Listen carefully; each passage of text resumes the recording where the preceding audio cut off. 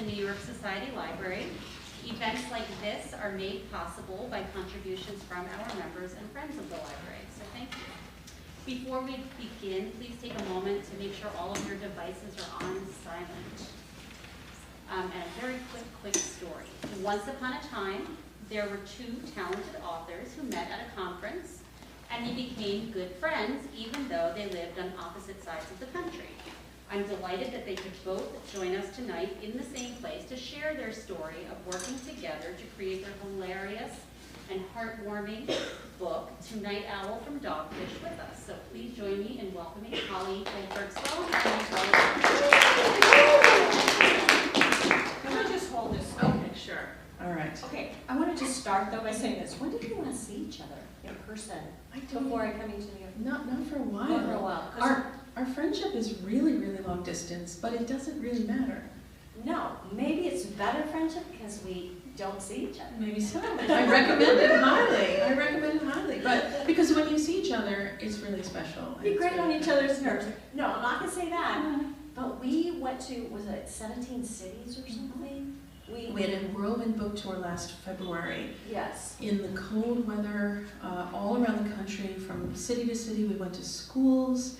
We went to all kinds of places, but it was incredible. We went to bars. We went to we anything like that. Dude ranches. We traveled around, and we did presentations to schools, and we haven't seen each other since, I think we haven't seen each other since the day we did an event in LA, and Meg had written a book called The Wife, and Glenn Close was nominated as Best Actress in that movie. And so that was all happening during our book tour, and I think you stayed in LA to go to the Academy Awards, and I went to Seattle or Portland or I went off without me somewhere. And so that was I think of all the different things that have happened in our life, and it's hard for me to separate how exciting it was that you wrote a book that got me into the view.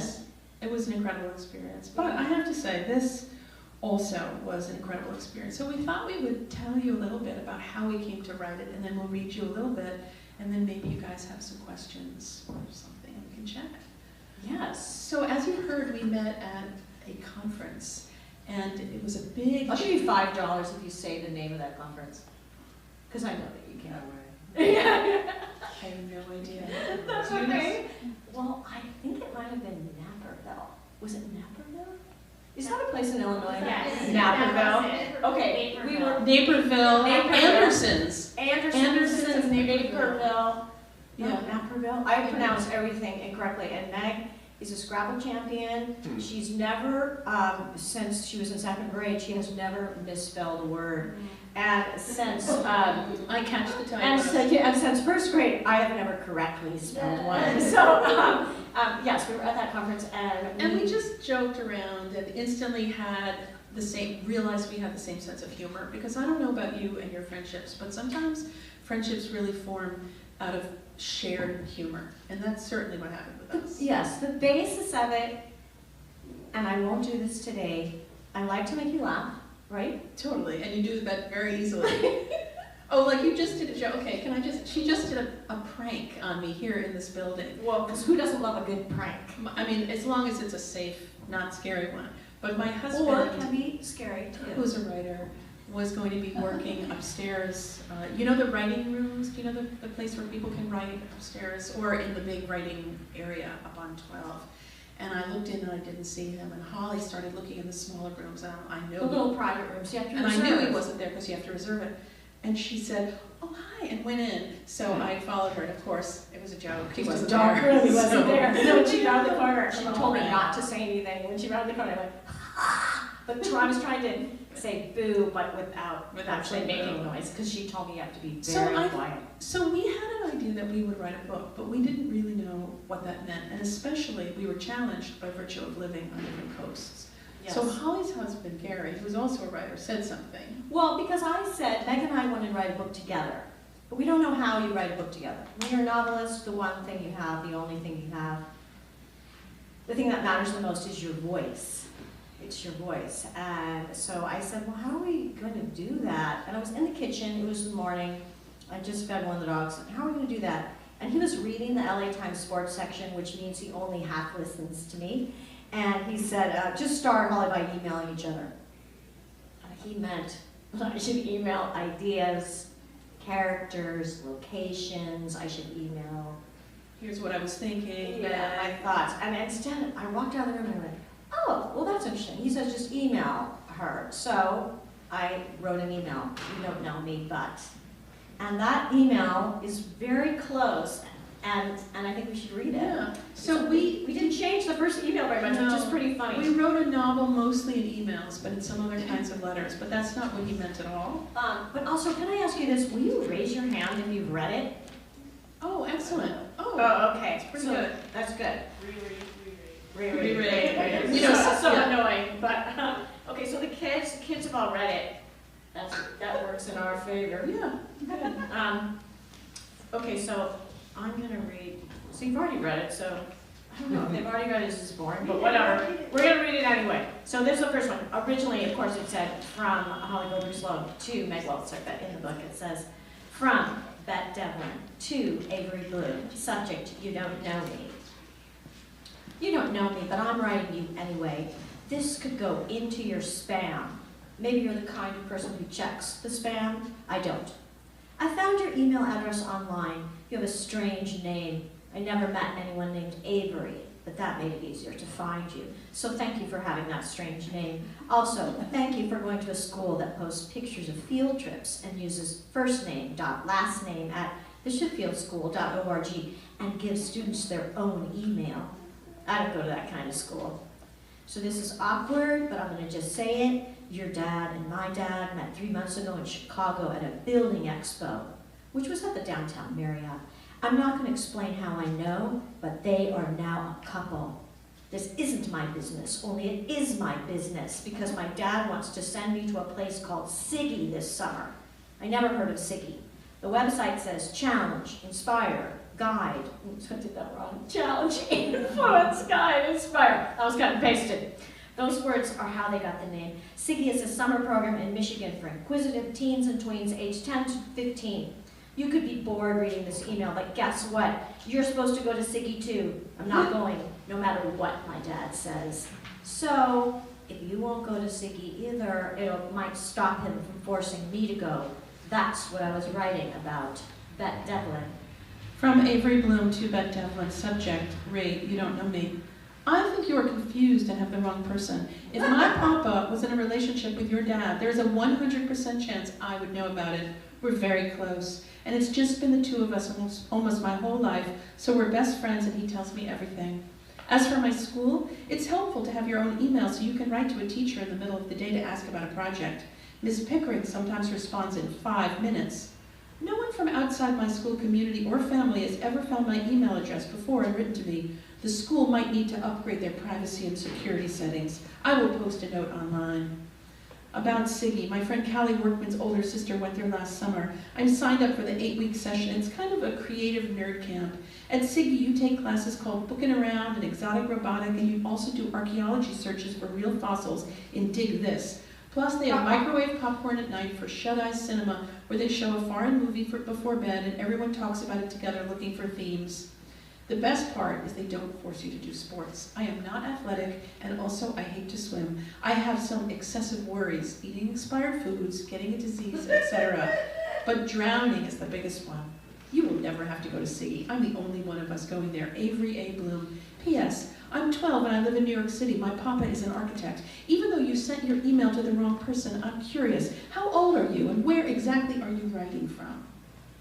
We'll read one more, but I want to just say before I read the next one. Upstairs, you asked me a question, did you not? You said, would you have eaten the hummus with the expiry? That's true, I did. I asked you about the expired food. And I said, well, of course I would have eaten it. Okay, from Bette Devlin to Avery Bloom, subject Riri, you don't know me. I'm also 12, and I live in California, but I've been to New York City. It was a summer, and really hot, and crazy crowded. I felt sorry for the people there, and super sorry for the animals. My dad constructs swimming pools and fountains, anything with water. He doesn't design it, he built it. So your dad's an architect? Usually my dad's fighting with architects. You said your dad shares everything. Well, do you see your dad's text messages? Every time my dad hears his phone ping, he smiles like, oh, this guy, he just kills me. I've been camping lots of times, but I've never been sent to camp. We don't have the money for that. My dad wants me to go because of you. He wants me to be your friend. No offense, but that's not something I'm going to do. Bette Devlin. From Avery Bloom to Bette Devlin. Subject, Riri, you don't know me. Bette, how do I know you aren't some kind of hacker from Ukraine? You don't say the Ukraine. You just say Ukraine, which makes sense because you wouldn't say the France. And how do I know this isn't all a scam to get me to reveal the details of my life so you can drain my bank account or maybe something worse? It's savings only, just so you know, and it's for college. I'm going to be very careful in answering your email.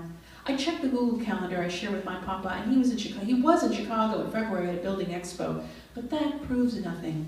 My papa is not here this weekend. He's in San Antonio for work. Maybe I shouldn't have said that, but just so you know, I'm not home alone. There's an adult here in the apartment with me. Plus, this is a doorman building, and since a famous person lives upstairs, not that famous, they are always very careful with security. I could text my papa right now and clear this up. I'm going to do that because I'm not allowed to be communicating online with people I don't know. You won't hear back from me because you have the wrong person and the wrong dad, although you did have the right camp, but that's some kind of weird coincidence. Avery A. Blue. So that gives you a sense of what our book is like, and of course we hit on Ukraine. I know. We were the biggest thing in the world. We could not have known when we were We writing could have put this. some politics into it right there. Yeah. So you get a sense, I think, right away of who each of the girls is. And people ask us, are you Avery, are you Bette? I mean, certainly when we started writing it, we almost used exaggerated parts of ourselves to write those characters. But then, one of the most important things about writing, and do some of you want to be a writer or like writing in school? Okay. One of the most important things I think is rewriting is when you work on something later, because that's when you really make it better. So we switched. That's the super painful part, but the part that is the most necessary part. Yeah, it's not the fun part. You finish it, and you really, all you want is for everyone to tell you how great you are. Not just sole purpose in life. And then you give it to a few people. In this case, we actually wrote the book by the first pass through writing each other.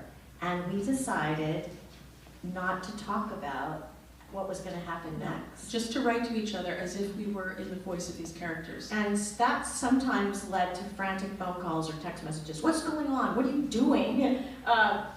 From us. But there's I think in the book, a kind of freshness because we didn't know. It wasn't planned. Like, you know, you read a book where you feel like the author was forcing the plot and you can almost see it coming down the road. There's none of that in here, I don't think. I think it's pretty surprising what ends up happening in the book, too. Because we didn't surprising to us. Yeah, we really didn't know. And actually, speaking of surprising, I also want to say that our editors had no idea we were doing this book. It was a big surprise to them. We were both at Penguin Random House. That's a big publisher. Big publisher, but we are at different imprints, and so we have different publishers that work in Penguin Random House. And I'm with Dial, and you are with Dutton, and we are both edited by the publisher of that imprint. And we were both afraid.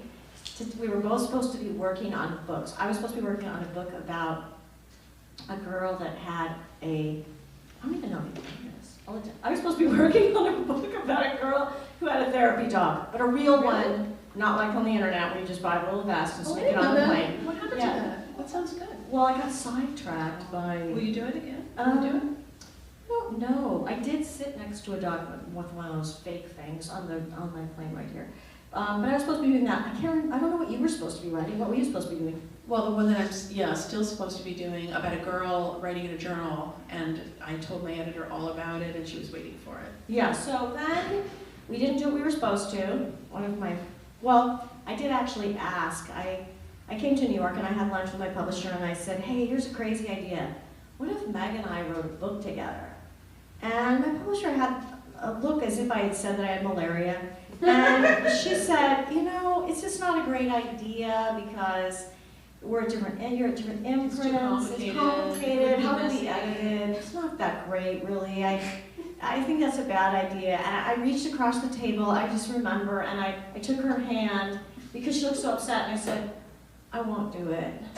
And then we finished our lunch, and then we went outside, and I sent Meg a text and said, well, we have to do it now because they don't want us to. Okay, I know that's a very bad lesson to say to kids, but it kind of was inspiring to me because the way she had said it was almost like, that won't work and it can't be done and it's not a good idea. I think what you mean really is that you wanted to prove that it could be done, Yeah, I and wanted that we to could do a good job. show that we could do it. Yeah. But so then we didn't tell them, and then when it was done, we were scared.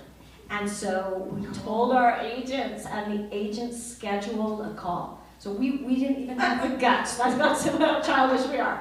We didn't even have the guts to tell them. And so the agents scheduled a conference call, and not even with the publishers. Again, that's how childish. With the head of Penguin Random House. She didn't know what to think. Like it was like she had no idea what it was I'm about. going to tell you what she really thought it was. She thought that they had a big celebrity political client that wanted to write a book, because that's what happens all the time.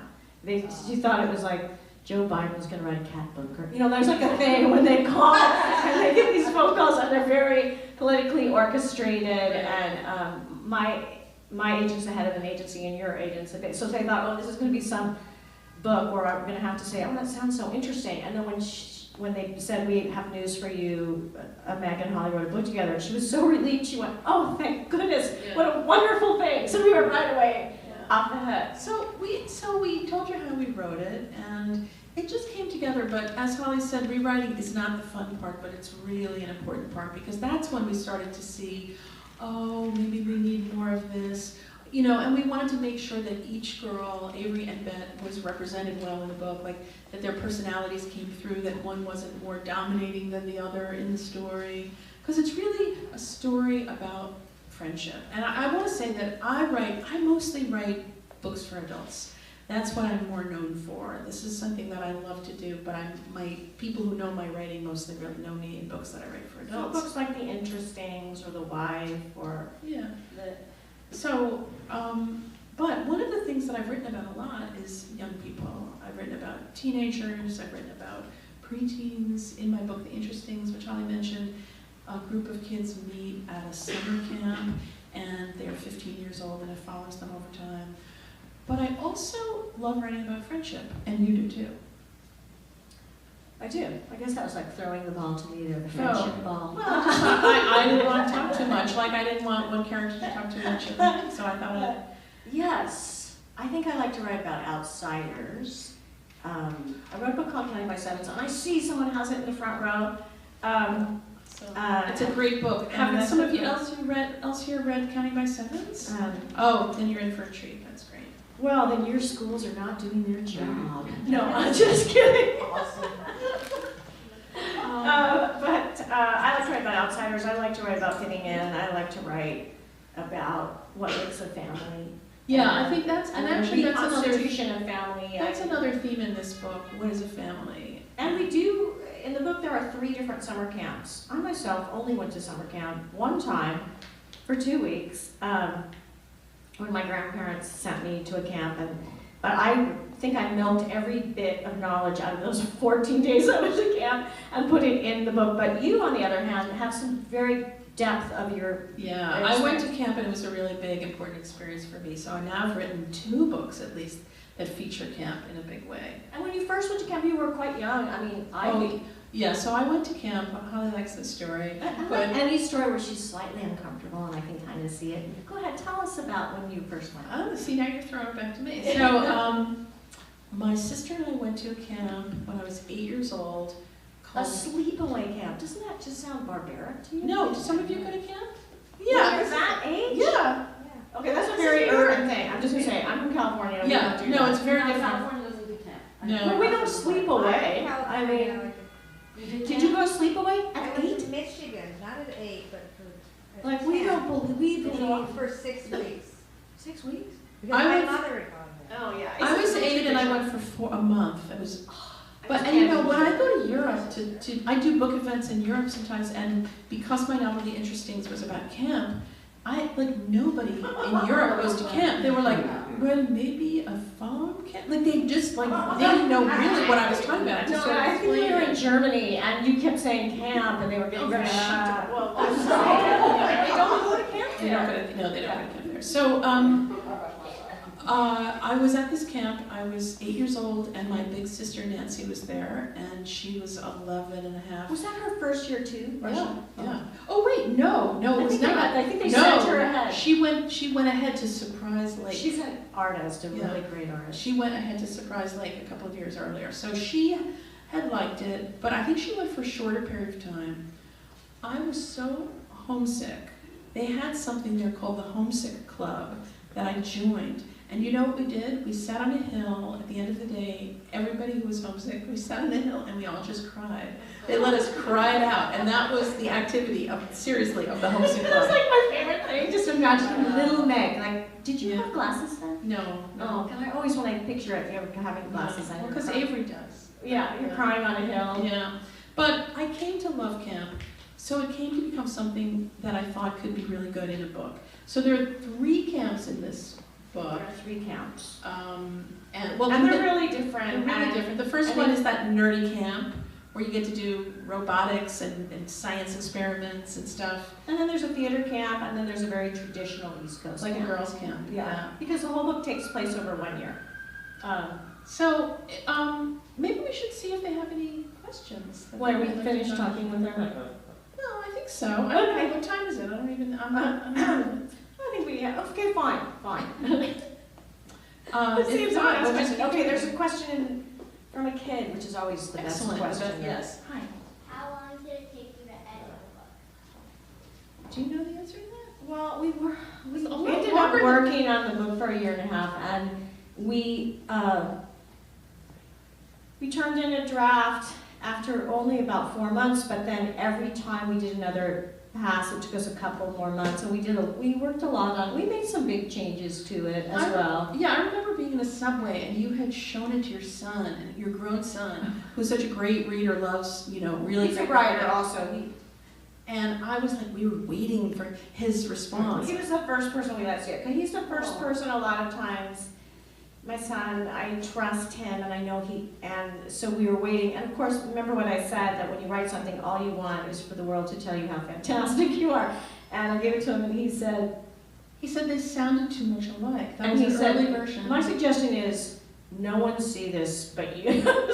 I was shocked. We were ready to go. We were ready to show it Yeah, to we our were ready to editor. turn it in. He I was in went- the subway. I It's got just a call like the from two you. of I you was talking at the sick. same time to each other, and your voices aren't different, and Well, I think that, I will say, that's one of the issues, I think, that if you are friends and you share what I call a sensibility, like a way of seeing the world, even though these girls are different, some of the humor was like a joke that either of them could have made, and it was too similar, and I think that was such an important criticism, and that it took like a year, I would say a year of editing, maybe, right? well, the other thing he said, which was, he said, you obviously have so much fun writing each other that your entries are way too long. Yeah.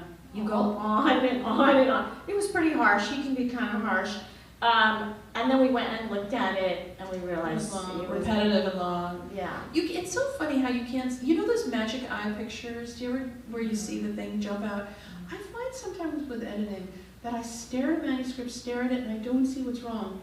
And and then suddenly I do. And I don't know what happens neurologically, in your brain to make you suddenly see what you need to do. But sometimes you can't see it, you just have Sometimes to keep it's working just on it. time.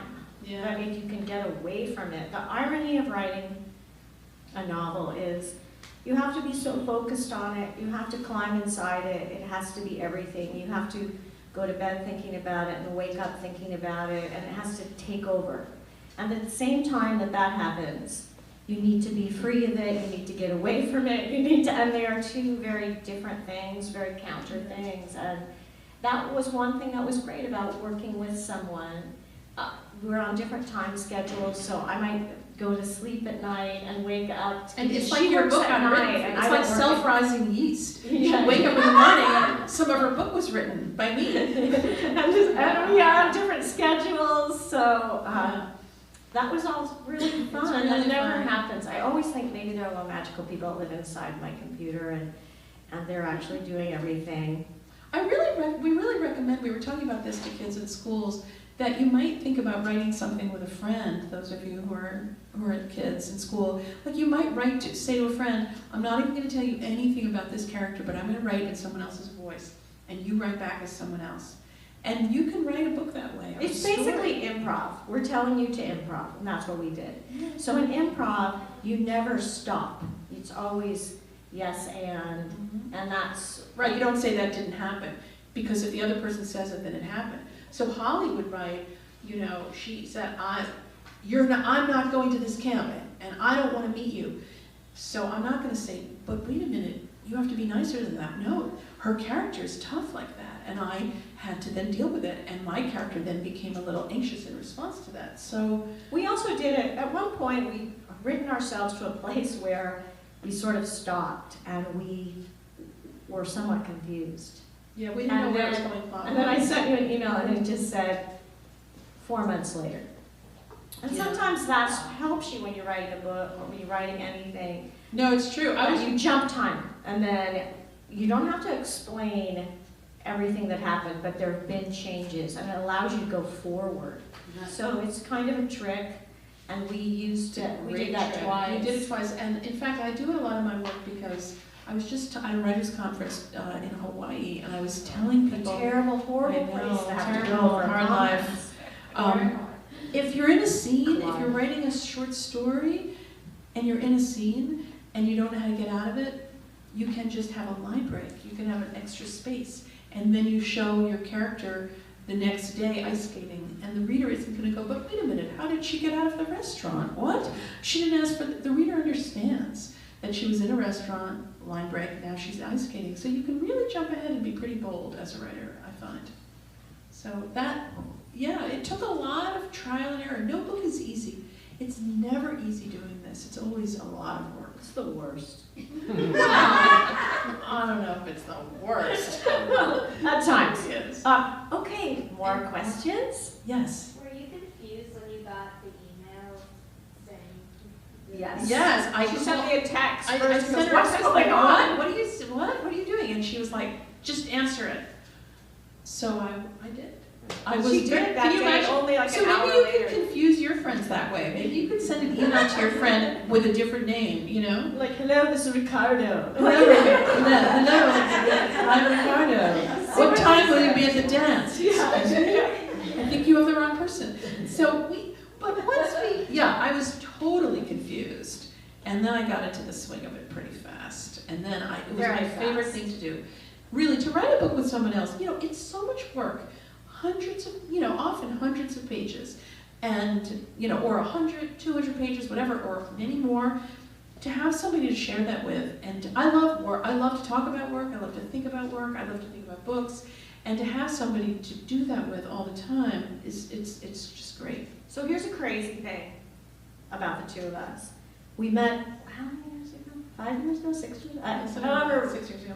we met, and we are born within 9 months of each other, and we both have 2 sons. And we are both writers who are married to writers. And our parents are. Our We have parents- mothers who are artists. Yeah, and we have fathers who are psychologists. Meg started at Smith and I started at Wellesley. Then she went to Brown and I was at Dartmouth. And we have so many things that are similar in our lives. But then we have huge things where we're very different. But we're bonded in some ways by we're writers married to writers who have We're sons. the same age, so we have the same And- cultural references. And that was the basis in the beginning of our friendship because we have lived similar lives. Writers work really every day, and to make a living as a writer, you just can't do it unless you are just dedicated to it. And that's We're the both big thing really we share. dedicated to it, hardworking, working all the time, and have Is that Richard up there? No, Okay. no. Yes. Okay. Ha ha. Sorry, that's what my mind. I wasn't kidding, I really did. He's very tall, but no, that's not, never mind. Yes. My husband's in Question. LA, so that's not gonna happen. When did you realize that you wanted to be writers, each of you? Did you always know? Was it high school, college, postgraduate? Well, you know, when we were in school, we would talk about that. We talked about when we, and I actually thought I was going to be an actress. But I recently, my mom moved and she handed me a shoebox of my life. So that's really all she kept. I was really hoping that there would be art in it, and I was hoping there would be things I had written, but instead it was just filled with my report cards, which is really tragic, but try to remember that that's what they say. But so I took my report cards out, and in second grade, I had a teacher named Mrs. Parent, and back then you just checked these boxes, and they said like, unsatisfactory, satisfactory, okay. And I'm looking at the checking and what she's saying, but then at the end, she wrote, note to Holly. And then she's written very carefully, I hope for the rest of your life you tell stories. And the thing is, I can't remember a single, like what kind of stories would I have always been a little bit of a blabbermouth, but I mean, maybe that even impacted me because I did like her a lot as a teacher, and she hoped I told stories. So, and you have some interesting. Well, my mom is a writer, and She's a famous writer, her mother. yeah, she's great. And when I was little, I had a first grade teacher, Mrs. Gerby, who used to invite me up to her desk to dictate stories to her. She would write them down because I was just learning to write, and I would tell stories, but she could write much faster and better. My handwriting was like this big, like a mural. And my mom saved them, and one of them was about two truckers. And the dialogue, I had an interesting discovery on the road with Holly. The dialogue in one of the stories went, get up on the rig, Mac. And Holly said, well, I said, she goes, I don't know where I got the name Mac, because we didn't know anyone named Mac. And I said, well, do you think you saw a truck that said Mac truck? And then you said, get up on the rig. But I wanted you to say what happened with your mother when she went and she was doing a reading, and she had the teacher who had said she had so much yeah. So my mother has told me a story that I really love. That's kind of funny though. My mother grew up in a house with not a lot of books. Unlike me, I was really fortunate. There were so many books in storytelling and bedtime reading, and Charlotte's Web was the first book I ever cried at. I remember reading it so much with my mom. But my mother grew up in a very loving house, but it really wasn't a book-filled house.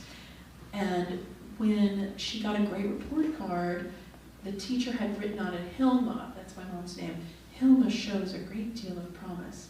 And my grandparents were so proud of my mother, and it meant so much to the whole family that she'd said this. It was like as if they saw she had so much promise that they saw their daughter in a new way. Yeah. That a teacher had said that. And so when she became a writer, she thought of it a lot, and she was giving a reading. So now she's a grown person. She's in her 30s and publishing and writing, and she gives a reading, like something like this, and an old woman is in the back of the room. And the woman comes up to her and says, do you remember me? I was your teacher. And my mother said, I do, and you had such an important effect on me and my family because you said, Hilma shows a great deal of promise. And the teacher just said, oh, honey, I said that to all the kids.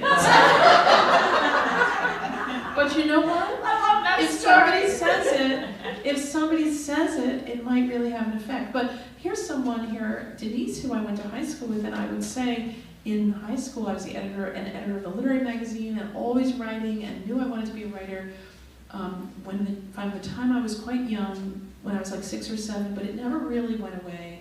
And it was so encouraged by, we had these wonderful teachers, Ms. Esslinger and Mrs. Kidder. But you guys were drama kids. Weren't you both drama kids? I was more than Denise was, but we were in the forensics league, like we did speaking and debating. But I was the editor of the literary magazine, which was called Ken. Where'd you go? Syosset, Long Island, yeah. So, yeah, there a question? Are you raising your hand? No. Oh, sorry, I thought you were. When I was in high school, I wrote a fake letter to Dear Abby. Dear And Abby. what was the advice column? And it was a crazy letter about, I pretended that I was a woman whose husband had recently retired and that he had bought a parrot and taught it to swear and say every horrible swear word, and that it was driving me crazy and the neighbors were calling to complain and what could I do? And Dear Abby wrote back, and her whole thing she told me was to put the parrot in the garage which I'm not sure that would have actually been the thing to work. But then I wrote her back and said, ha ha ha, I made up that letter. And then she wrote me back and said, that's not a very nice thing to do. And I have a letter from Dear Abby. But in the end she goes, well, but maybe you're a writer. And I think that she, I guess, I don't even know why I did that. I had an experience where, Of course, I did just tell you your Have husband's you- upstairs. have you read Amelia Bedelia, one of those Yeah. books? Well, I read one of those books and I loved it so much as a child. So I started writing a book. I'm maybe about 7 or 8. I started writing a book called like Cordelia Nagelia. And she dusts the curtains, you know, the whole thing. And I brought it home and I showed it to my mom, and she went, and she was a writer, she said, wow, this is pretty brilliant. I'm going to show it to my publisher. And I went, no, you can't. But you know, it was so funny because I was like, I loved it so much, I wanted to have written it. So I just kind of like, you know, plagiarized it at 7 or 8. But then I was going to be found out, so I couldn't have that happen. But I think that, But a lot of early writing is imitation. It's That's my imitation, point, yeah. which is flattery. And we all, in a way, we all still do it with styles we Yeah, like. things we love, and- we want to be like that or celebrate it. Because every book is a reflection, in a way, of other books that you've read. We all learn from the things we read. That's why if you want to be a writer, you really have to be a reader. Yeah, Uh, definitely. Oh, I'm checking the time here. I think we have room for one more question, and that'll complete our show. We can take both. We can take. Okay. Yeah, I'll have it there. Well, I actually had a question for the kids, Oh. which is, I have what age, how young would you go with this book? I have grandchildren, I haven't Okay. read the book yet. We have a somewhat of a disagreement with our publisher about it. Okay, I was curious with the Tell us kids who the have read the two. book. Well, I think it should be 10 and up. And they're calling it 9, They're too. calling, I think, Anything in there. Okay, but not 10. 7. No, I think A real reader? a real. no, it's not because the reason why is because they will ask questions, because there's a love story in here between 2 men, and they'll ask a lot of questions about and how you then have children. It just Okay. leads to an area that, Yeah, but maybe 9. Okay. You know, I think 10. 10. How old? How old for kids? Like 10 years old, I think. That's why I was curious with the kids. Yeah. How old are the kids who've read it? 9. Yeah, and Maddie, you're I how? think that's like that should be around like the 8 to 12. 8 to 12? Yeah. Oh, But so the she thing is, you're, Willow But Chance. keep in mind, a lot of the kids have classmates with 2 dads or 2 moms. Okay, well then Yeah. maybe 8 or 9. I mean, yeah, the I mean, we're publisher. in New York City, so, but there are Yeah, you think definitely, if you go on Amazon, you will see that people have complained Oh. that this book was in a book box, an Amazon book box, and they have said, and I don't necessarily think that they are people who, they have just said it wasn't something that was in their child's life, and they weren't ready to have some of the conversations they were asked. But it So- depends, it's a personal choice, but maybe 8 or 9 then? Okay, great. Another quick, yes. I think- Just oh, curious to know what you're working on now and what's coming, and would you be willing to do it again? I am working on an adult novel, and I'm also working on that book that I owe my publisher that I didn't write because we got sidetracked and did this. But we have continued to work together because we've adapted it for film. Yeah. And we Yeah, adapted we wrote the this screenplay. together. Yeah, so. We did it for a company called Depth of Field, which is Chris and Paul Weitz, the Weitz brothers. They did About a Boy. About a Boy, and Chris wrote Rogue One. And The Golden Compass. There's Pinocchio. Anyway, so we wrote it for them, and then it was financed by a really interesting company called Macro. And Macro is a man named Charles King. He's African American. The character of Bette is African American in this book.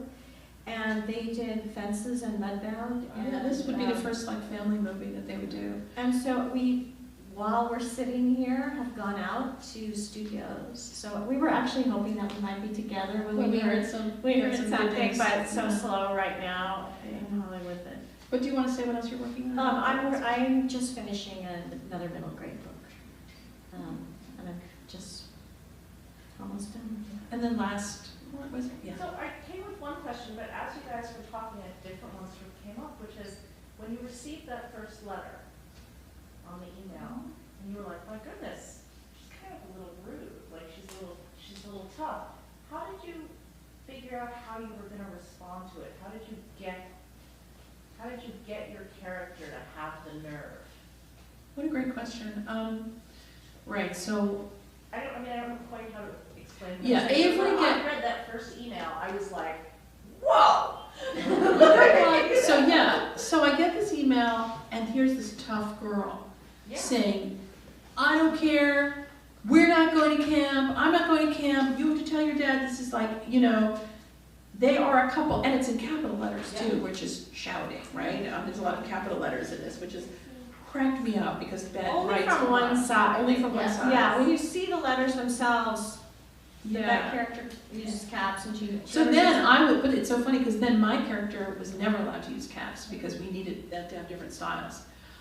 You know, I laughed after I was like, whoa, and didn't understand what was going on. I thought, oh, that's interesting. How would a girl that I can imagine writing respond to something like that? Because she's no pushover, Avery. I mean, she's like tough and persistent and annoying in certain ways. And she's going to match her thing for thing. So Bet is going to be tough and do action and get in trouble and do the zip line thing. And, like unhook her hooks on the zip line. And Avery would never do that. And Avery is going to be We like, got a postcard today Oh, from that's Janet right. that said, could you write me back and explain how exactly you unhook the zip line? yeah, right, I know. I saw that, I was like, oh my God. I knew, here's what it was. I knew that while they had to be really different personalities, mine had to be as strong a personality as hers. Because what you want in a book is a voice. That's why you love the books you love. There's a voice, there's a feeling you get, you know, when you read a certain writer. So that's, I think, what we tried to do. So I tried to match her voice for voice to make But sure there I is wasn't a just strange weak. thing about email where email doesn't have the kind of nuance that speaking does. And email sounds tougher no matter what you do. I know, because you're getting to the point. Because you can't soften your voice, you can't. And so after I started to read some of those first ones, it sounds like I'm just a lunatic. But to But me, then I later- wasn't trying to But be. you have to read the whole book because then later on you see her vulnerability too. Like she's really upset that her dad is falling in love and is maybe not going to be there for her all the time as much as he's with her now, and she doesn't want things to change. So she's got vulnerability. All right, well, speaking of vulnerabilities, That might do it. Well, thank you all for coming. Thank you so much. Appreciate it. thank you to the library, and you guys have a Thank you, fantastic. Randy, so much for inviting us. I love this library. I took my kids here for She's a readings. member. And I love it very much. So. Yeah, kids, thanks for coming. We know you have a lot you can do in one. So, thank you so much. The authors will be over here signing books, and we have books for sale over there if you haven't already purchased a copy.